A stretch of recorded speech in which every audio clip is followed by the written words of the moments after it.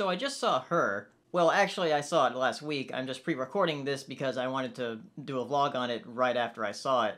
I should probably do that with movies more often. Anyway, the movie has been getting a lot of praise, and it's directed by Spike Jonze, and the plot of it is there's this guy who falls in love with an operating system, an artificial intelligence. The guy is named Theodore, and he works at this greeting card company type thing where they write handwritten letters to people. And it's a futuristic world this story revolves around. Not too futuristic, it's just sort of like everything's upgraded a lot. They have like holograms and stuff for video games and, you know, these really high-tech phones. I put handwritten in quotations because they don't actually handwrite it. They just talk it and then the computer will write it for them. Like, we have that technology now, but it's not at all perfect. Anyway, early into the film, a new operating system comes out that's actually an artificial intelligence.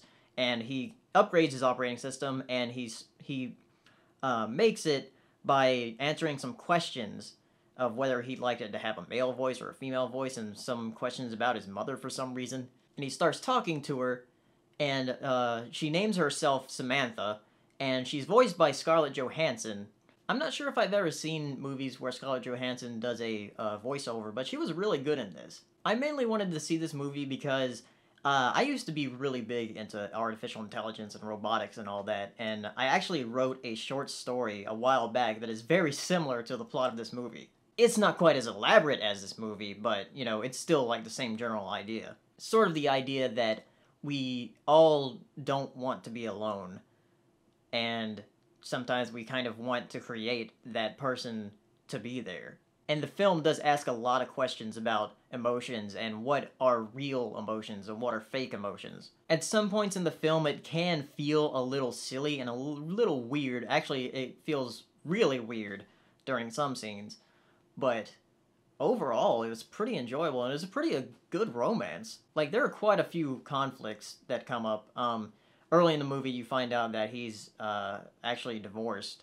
Not actually divorced yet. He's going through the process of a divorce, and he falls in love with an OS in the middle of this. And it's very interesting, especially later in the film, where the OS is starting to change, and you find that, yeah, an artificial intelligence is a lot more capable than any human of doing certain things, and it gets into some very weird territory. Though I know some people will not get past the concept of dating a computer.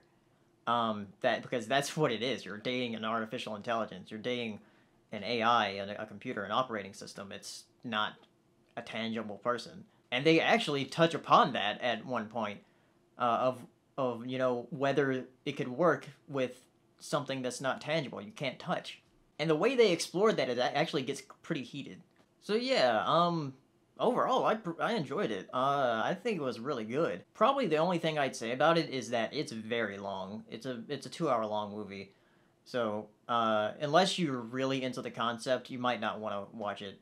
Or if you're really into romance, because it is a pretty good romance movie. I just want to say, if an operating system like that ever comes out, I'm not sure if I want to get it or not. Though I'm not sure if it's even possible to do something like that. There's a certain point we can go with AI, and I'm not sure if we'll ever reach that point. So, it'd be interesting if we do. But until then, I guess I'll see you in the next video.